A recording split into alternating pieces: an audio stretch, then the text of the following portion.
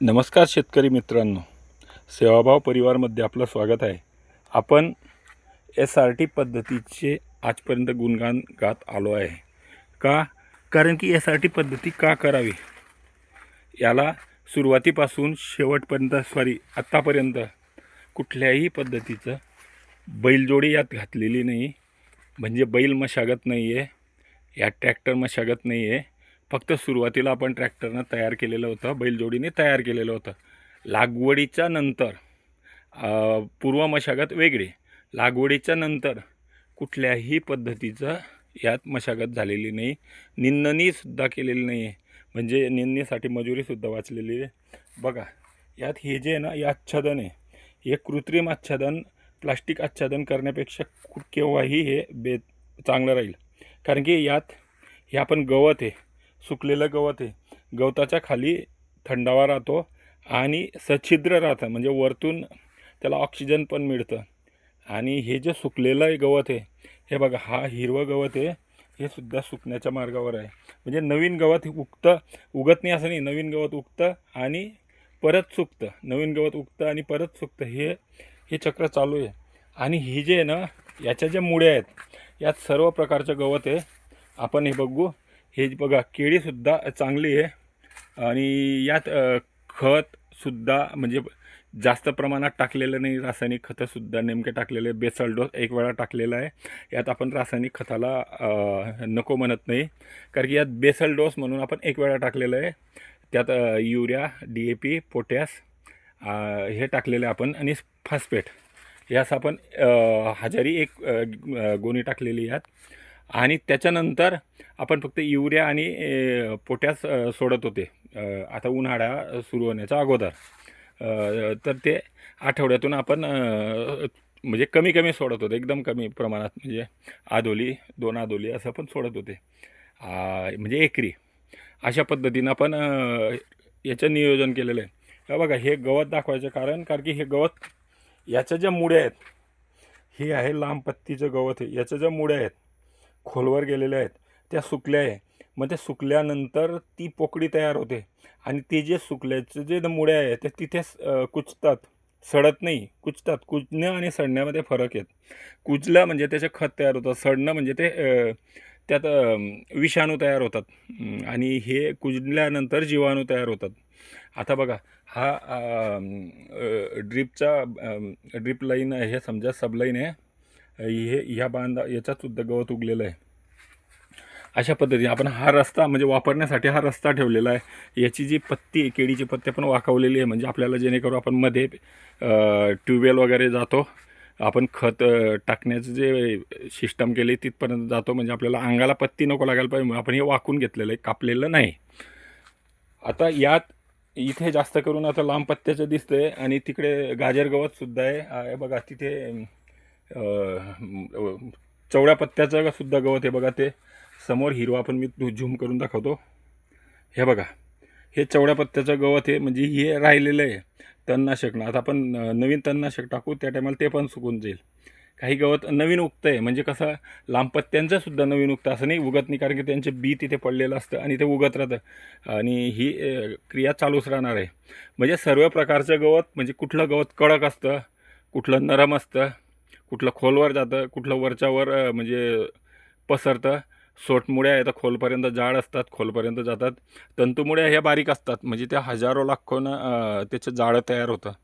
ह्या ज्या मुळ्या आहेत, तर जशा पद्धतीच्या मुळ्या आहेत तशा पद्धतीचं कार्य, तशा पद्धतीचं ते खत तयार होतं. आता आपण हे जे खत आहे, हे बाहेरून आणायची गरज नाही. याच्यात कार्बन तयार होतं. आपला शेतीचा जो कार्बन आहे, जैविक कार्बन, हा वाढतो. आणि हे बघा, सर्वात आपण हे गवत आहे, हे बघा, हे पिवळं पडलेलं गवत आहे. आताच याचं आपण तणनाशक मारलेलं आहे. हे तणनाशकमध्ये आपण फक्त आता एकाच, म्हणजे जवळजवळ ही फवारणी आपण कमी केलेली आहे, म्हणजे कमीच आहे तसं काही आहे नाही. याच्यात आपण बास्टा म्हणून मारलेलं आहे, आणि एक सुमिमॅक म्हणून बास्टा टाकलेला आपण. एका 20 लिटरच्या पंपाला आपण काय 100 ml टाकलेलं आहे, आणि ते सुमिमॅक हे फक्त 1 ml टाकलेलं आहे एका पंपाला. म्हणजे 10 mlची बॉटलमध्ये 10 पंपाचं आपण केलेलं. म्हणजे अर्ध्या भागात आहे ना. आता हा जो बघतोय, इथे काही आपण स्प्रे केलेलं नाही, कारण की इथे गवत आहे हिरवं पण कमी आहे, त्यामुळे आपण हे सोडून दिलं, म्हणजे वाढू देतोय त्याला, आपल्याला काही घाई नाही तशी. आणि हा जो भाग आहे अर्ध्या केळीचा, हा याच्यात जास्त गवत दिसलं, हिरवं दिसलं म्हणून आपण त्याला म्हणजे परवा स्प्रे केला, आता ते पिवळं झालेलं आहे, पण ते पण सुकून जाईल. अशा पद्धतीनं आपण याचं तणाचं नियोजन करतो आहे. आता बघा आपण ही केळी पण आहे ना, केळीच्या एक कंदापासून लागवड केलेली आहे आणि भरीव आहे, वजनदार आहे, रसदार आहे. कसदार जमीन असल्यामुळे आपला कंद हा रसदार येतो. आणि केळीची पण क्वालिटी पण बघू शकतात, पत्तेसुद्धा लांब पत्ते, पत्त्यांचे म्हणजे अंतरीसुद्धा चांगले आहे आणि टोटली चांगलं आहे. आता बघा आपण हे सर्व दाखवण्याचं कारण काय की आपल्याला हे दिसतं हे बघा इथे हे गवत आहे, हे गवत किती मोठं मोठं गवत आहे, याचं बी पण आहे, बी पडेल. आणि हा जो आहे ना खताचा आपण सेंटरला ढीक केलेला आहे, आपल्या इतर व्हिडिओमध्ये सुद्धा आपण बघू शकतात, त्यात माहिती आपण डिटेलमध्ये दिलेली आहे. ते बघा हा नीम आहे, मध्यावर आपण हा नीम ठेवलेला आहे आणि नीमला आपण म्हणजे म्हणजे विशाल वाढू देणार आहेत. त्याला आपण ड्रिपनं सुद्धा पाणी देतो. जेव्हा आपण खत वगैरे देतो तर रासायनिक खतंसुद्धा आपण त्याला देणार आहेत. म्हणजे सर्व पद्धती जसं आपण आपलं पीक आहे, पिकाचं संरक्षण करतो म्हणून आपण त्याचं संरक्षण करायला पाहिजे. नीमला पाणी कदाचित काही लोक देत नाही, आपण त्याला ड्रीप लावलेली, ड्रीपनं त्याला आपण पाणी प्रत्येक जेव्हाही भरणा येतो तर कंटिन्यू चालू आहे. आता उन्हाळ्यात दररोज पाणी चालू आहे त्याला, रात्री चालतं पाणी, दिवसा बंद होतं, किंवा दिवसा चाललं तर रात्री बंद राहतं, त्यामुळे पण कायम पाणी. आता बघा हे जे ढीग आहे हा 8 ते 10 फूट उंच होता आणि मोठा आहे, भला मोठा आहे, जवळजवळ 100 स्क्वेअर फूटमध्ये आहे. सॉरी हां 100 नाही जास्त येईल ते, 700-800 स्क्वेअर फूट येईल ते, चुकून बोललं गेलं माझ्यानं. म्हणजे मोठा आहे तर 1000 स्क्वेअर फूटपर्यंत येईल, असू द्या. त्यात आपण ही जे आहे ना 8 ते 10 फूट उंच होतं, तर ते जवळजवळ 5 फुटाच्या पण कमी, म्हणजे 4.5 ते 4 फुटापर्यंत ते आलेलं आहे ढिगाची उंची. आणि पूर्ण सुकलेलं आहे आणि त्याच्यावर आपण एरंडीचे झाडं राहू दिलेलं आहे हिरवा. आणि त्यात हे जे वेल आहेत, वेगवेगळ्या प्रकारचे वेल आहे बघा. आता हे झाड आहे, हे सुद्धा याच्यावर आपण तणनाशक काही मारले नाही, सावली होण्यासाठी याला वाढू देत आहे. आणि इकडे तणनाशक मारलेलं आहे, त्यामुळे काही घाण नाही. आम्ही पूर्ण घाणमध्ये आलेलो आहे. आणि मला असं भडसावळे दादांच्या मार्गदर्शनामुळे मला आता असं वाटायला लागलं की शेतामध्ये घाण तर उत्पादन छान. आणि हे बघा याच्यात आपण मी दाखवतो तुम्हाला. हे बघा याच्यात वेगवेगळ्या प्रकारचे हे म्हणजे सरडा गेला होता त्यात, आणि लोक जाळून टाकतात, सरड्याला जाळतात, मी सरड्याला जीवन देतो. आता तुम्ही बघू शकता, हे बघा माझे हे दिसते. आता बघा आता कोण म्हणतं कुजत नाही, आम्ही कुजवल्याशिवाय राहत नाही. आता बघा मी हे पुढे टाकतो म्हणजे तुम्हाला दिसेल. हे बघा हे जे खोड होतं, हे खोड खालून काढून टाकलं मी वरती. हे बघा हे काड्या हे पूर्ण कुजतं आहे. आता बघा हा जो आहे ना हे सुद्धा खोड आहे. हे बघा हे खोड कसं दिसतंय. याला म्हणतात आपण शेती म्हणजे जैविक शेती करणं एकदम सोपं आहे. त्याला आपण शेतीला अवघड करून टाकलेलं आहे. यात मोठमोठे लाकडं आहे, खोडं पण आहे. आता मी चालतो आहे तर कडाकड असा आवाज येतो आहे त्यांचा. आता बघा आता हे लाकूड आहे, हे बघा हे लाकूड आहे, हे सुद्धा लाकूड आहे. हे बघा लाकडंसुद्धा आहे अशा पद्धतीने. आता आपण पुढे पण बघू. आता ही एक वेगळी पद्धत दिसेल तुम्हाला. हा आहे इकडे केळी, हा उतार आहे. उतार इथे आधी इतकी घाण राहायची, खालतून वरती चढायला माणसाला जिकरी यायची, म्हणजे जाऊ शकत नव्हतं, एवढी घाण होती. साप विंचू सगळे त्यात राहायचे, जीव घाबरायचा. आता ती आपली केळी लागवड केली बाकी उतारावर केळी. ही कमाल फक्त SRT पद्धतीमुळे झालेली. हे बघा मी मगाशी बोललो तुम्हाला, ड्रीप लाईन टाकलेली इथे 1.25 फुटावरचं कमीत कमी 5 ते 6 त्याला ड्रीप आहेत एका ठिकाणी, ते पाणी येतं. आणि ते केळीच्या लाईनवर असल्यामुळे ते याला आपण इथे सुद्धा ड्रीप टाकलेली 16 mm ड्रीप आहे. पूर्ण याला जवळजवळ 6 नळ्या आपण फिरवलेल्या आहे आणि त्याला पण चांगलं पाणी जातं, कंटिन्यू असतं. बघा हे बांधावर आहे, बांधावर काहीच पिकत नव्हतं, इथे पिकतं आहे.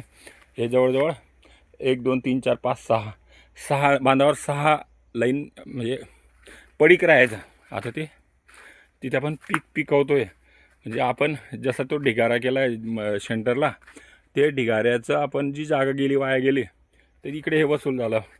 ढिगाऱ्याच्या पुढे सुद्धा आपण केळीचं झाडं बांधावर लावले, आणि बांधावर सुद्धा छोटे नाही बघा, कसदार झाडं आहे, रसदार झाडं आहे, कसदार जागा आहे, जमीनसुद्धा कसदार बनली बांधावरची. अशा पद्धतीनं आपण केलेलं आहे. समोर दिसतं आहे आपलं स्टार्टर. ही जी स्टार्टरची पेटी आहे, ही पेटीसुद्धा आपण याला आपण काय केलं आहे, पांढऱ्या कलरनं पण पेटीला रंगवलेलं आहे. पांढऱ्या कलर रंगवायचं कारण की पेटी तापत नाही, त्याच्यामुळे आपले स्टार्टरचं संरक्षण होतं. स्टार्टरसुद्धा जळण्याचं प्रमाण आणि पंप मोटारसुद्धा जळण्याचं प्रमाण कमी असतं. अशा पद्धतीनं आपण हे केलेलं आहे. आपण आपल्या व्हिडिओमध्ये बघितलं तसे. आज आलेलो आहे मी. ही जे टाकीतलं पाणी मटेरियल देतो आहे, आपण औषधी देतो आहे.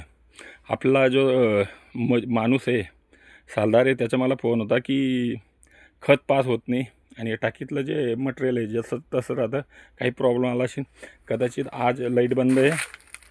रविवार रात्री लाईट असते आमच्याकडे. शनिवारी रात्री लाईट असते, रविवारी बंद असते. आज शनिवार आहे. हा बघा, आता हा व्हाल किंवा हा वाल खराब असू शकतो, किंवा आता बघू लाईट आल्यावरच करता येईल ते. आता हे जे काळं दिसतं, हे जे खत आहे, हा समजा पण वॉटर सोल्युबल, हे यातून पास होत नाही, काहीतरी प्रॉब्लेम आला येतात. बघू आपण ते नंतर. बघा, हे शेड बनवलेलं आहे, एकदम कमी खर्चात शेड बनवलं आहे आपण. 1 इंची म्हणजे 25 mmचे जे पाईप आहेत, समजा 30 mmचे पाईप आहे समजा PVC, ते पाईपनं आपण शेड बनवलं आहे. अक्वाचे पाईप आहे, 1 इंची पाईप. त्याला वरती आपण एल्बो वगैरे लावलेलं आहे. ते लावण्याचं कारण काय आहे की आपण हे परत शेड असं बनवू शकतो. या ज्या 2 टाक्या आहे, हे सुद्धा ही टाकीची पद्धत. हे स्टँड बनवलं आहे, हे स्टँडची पद्धत चांगली आहे. बघा, खालून आहे, खाली टाकी आहे, टाकीच्या वरती आपण टाकी ठेवलेली आहे, खालच्या टाकीमध्ये आपण माती भरलेली आहे. आणि ह्या पद्धतीनं आपण इथे पाणी आहे, इथून पाणीसुद्धा टाकतात याच्यात. अशा पद्धतीने आपण याचं हे केलेलं आहे. तर अशा पद्धतीने आपली लागवड आहे. आता हे बघा, ही पूर्ण केळी इथे एकदम छोटी, जमीन हलकी असल्यामुळे इथे काहीच येत नव्हतं. यावर्षी चांगली केळी बसलेली आहे.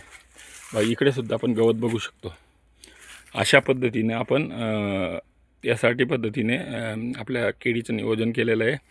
दरवर्षापेक्षा ह्या वर्षी चांगली केळी आम्ही ठामपणे सांगू शकतात. आपल्याला जर समजा हे बघायचं असलं तर आपण येऊ शकतात, बघू शकतात. येताना कॉन्टॅक्ट करायचा. आपला कॉन्टॅक्ट नंबर आहे 8888413155. येताना कॉल केल्याशिवाय कोणीही येऊ नये, कारण की तुमचा बी वेळ महत्त्वाचा आहे, माझा पण वेळ महत्त्वाचा आहे. दोघांच्या वेळेचा पण विचार करावा आणि कॉल करूनच यायचं.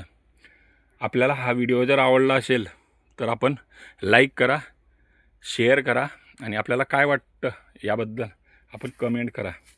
आणि आपलं जे चॅनल आहे, आपल्याला जो नवीन व्हिडिओ येतील त्यासाठी आपल्याला हे चॅनल सबस्क्राईब करून घ्या आणि नोटिफिकेशन ऑन करा, म्हणजे नवीन येणाऱ्या व्हिडिओची नोटिफिकेशन तुम्हाला लवकर मिळत जाईल.